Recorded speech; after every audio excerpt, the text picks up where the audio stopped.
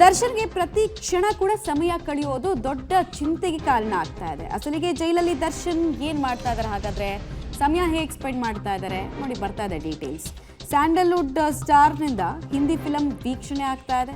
ಜೊತೆಗೆ ಹಿಂದಿ ಮಾತ್ರ ಅಲ್ಲದೆ ಸ್ಪೋರ್ಟ್ಸ್ ಚಾನೆಲ್ಗಳ ವೀಕ್ಷಣೆ, ಆಮೇಲೆ ನ್ಯೂಸ್ ಚಾನೆಲ್ಗಳನ್ನು ನೋಡ್ತಾ ಇದ್ದಾರೆ ದರ್ಶನ್. ಬಿಕಾಸ್ ಅವರು ಮಾಡಿರುವಂತಹ ಸಾಧನೆ, ಅವ್ರು ಮಾಡಿದ್ದಾರೆ ಎನ್ನಲಾದಂತಹ ಗನಂದಾರಿ ಕೆಲಸದ ಬಗ್ಗೆ ನಾವು ಪ್ರತಿ ಮೂಮೆಂಟ್ ಅಪ್ಡೇಟ್ ಕೊಡ್ತಾ ಇರ್ತೀವಲ್ಲ, ಸೊ ಅದನ್ನೆಲ್ಲ ನೋಡೋದಕ್ಕೆ ಅವ್ರು ಬಯಸ್ತಾ ಇಲ್ವಂತೆ. ಏನು ಹಾಕ್ತಾ ಇದ್ದಾರೆ, ಏನಿದೆ, ಯಾರು ಏನು ಅಭಿಪ್ರಾಯ ವ್ಯಕ್ತಪಡಿಸಿದ್ರು, ಏನು ಅಪ್ಡೇಟ್ ಆಗಿದೆ, ಏನೇನು ಆರೋಪಗಳು ಅವ್ರ ಮೇಲಿದೆ, ಜೊತೆಗೆ ಅವ್ರ ಭಾಗಿದಾರಿಕೆ ಬಗ್ಗೆ ಏನೆಲ್ಲ ಸಾಕ್ಷಿಗಳು ಸಿಗ್ತಾ ಹೋಗ್ತಾ ಇದೆ, ತನಿಖೆ ಹೇಗೆ ಸಾಗ್ತಾ ಇದೆ, ಈ ಬಗ್ಗೆ ಕುತೂಹಲ ಉಳ್ಕೊಂಡೇ ಇಲ್ಲ ದರ್ಶನ್ಗೆ ಅನ್ನೋದು ಗೊತ್ತಾಗ್ತಾ ಇದೆ. ಸೊ ಅವ್ರಿಗೆ ಗೊತ್ತಿದೆ ಅವ್ರು ಏನು ಮಾಡಿದ್ದಾರೆ, ಏನು ಮಾಡಿಲ್ಲ ಅಂತ ಹೇಳಿ. ಸೊ ಅದನ್ನು ನೋಡಿ ಮತ್ತೆ ಮತ್ತೆ ಪಶ್ಚಾತ್ತಾಪ ಯಾಕೆ ಪಟ್ಕೊಳ್ಳೋದು ಅನ್ನೋದು ಇರಬಹುದು, ಅಥವಾ ತೃಣಮಾತ್ರದ ಪಶ್ಚಾತ್ತಾಪ ಇಲ್ಲದೇನೂ ಇರಬಹುದು. ಎರಡೂ ರೀಸನ್ಗೆ ಅವರು ನ್ಯೂಸ್ ಚಾನೆಲ್ಗಳನ್ನು ನೋಡದೇ ಇರಬಹುದು.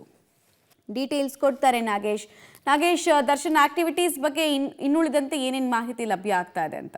ಮಮತಾ, ರೇಣುಕಾಸ್ವಾಮಿ ಕೊಲೆ ಕೇಸ್ನಲ್ಲಿ ಬಂಧನವಾಗಿ ಜೈಲು ಸೇರಿರುವಂಥ ದರ್ಶನ್ ಜೈಲಿನಲ್ಲಿ ಸಾಕಷ್ಟು ಬಂಕಾಗಿದ್ದಾರೆ ಅನ್ನುವಂಥ ಮಾಹಿತಿ ಹೊರಬರ್ತಿರುವಂಥದ್ದು. ಬಹಳ ಪ್ರಮುಖವಾಗಿ ದರ್ಶನ್ ಜೈಲಿಗೆ ಹೋದ ಬಳಿಕ ಅವರ ಆಪ್ತರು, ನಟರು ಸೇರಿದಂತೆ ಬೇರೆ ಬೇರೆ ಅಭಿಮಾನಿಗಳು ಒಳಗಡೆ ಹೋಗಿ ತನ್ನ ನೆಚ್ಚಿನ ನಟನಿಗೆ ಏನು ಮಾತಾಡಿಸ್ಲಿಕ್ಕೆ ಪ್ರಯತ್ನವನ್ನು ಪಡುವ ಕೆಲಸ ಆಗ್ತಾ ಇದೆ. ಆದರೆ ದರ್ಶನ್ ಬಹಳ ಸ್ಪಷ್ಟವಾಗಿ ಅಲ್ಲಿರುವಂಥ ಭದ್ರತಾ ಸಿಬ್ಬಂದಿಗಳಿಗೆ ಹೇಳಿರುವಂಥದ್ದು, ನನ್ನ ಭೇಟಿಗೆ ಯಾರು ಬಂದರೂ ಕೂಡ ಅವಕಾಶವನ್ನು ಕೊಡಬೇಡಿ ಅನ್ನುವಂಥ ಮಾಹಿತಿಯನ್ನು ಕೊಟ್ಟ ಹಿನ್ನೆಲೆಯಲ್ಲಿ ಯಾರಿಗೂ ಕೂಡ ದರ್ಶನ್ ನೋಡಲಿಕ್ಕೆ ಅವಕಾಶವನ್ನು ಕೊಡ್ತಿಲ್ಲ. ಅದರ ಜೊತೆಗೆ ಈಗಾಗಲೇ ಹೊರಗಡೆ ಸಾಕಷ್ಟು ಐಷಾರಾಮಿಯಾಗಿ ಬದುಕಿದ್ದಂಥ ಜೀವ ನಟ ದರ್ಶನ್ಗೆ ಸಾಕಷ್ಟು ಒಳಗಡೆ ಒಂದು ರೀತಿ ಗಿಲ್ಟಿ ಫೀಲ್ ಕಾಡ್ತಾ ಇರೋದ್ರಿಂದ ಮಂಕಾಗಿದ್ದಾರೆ ಅನ್ನುವಂಥ ಮಾಹಿತಿ ಇರುವಂಥದ್ದು.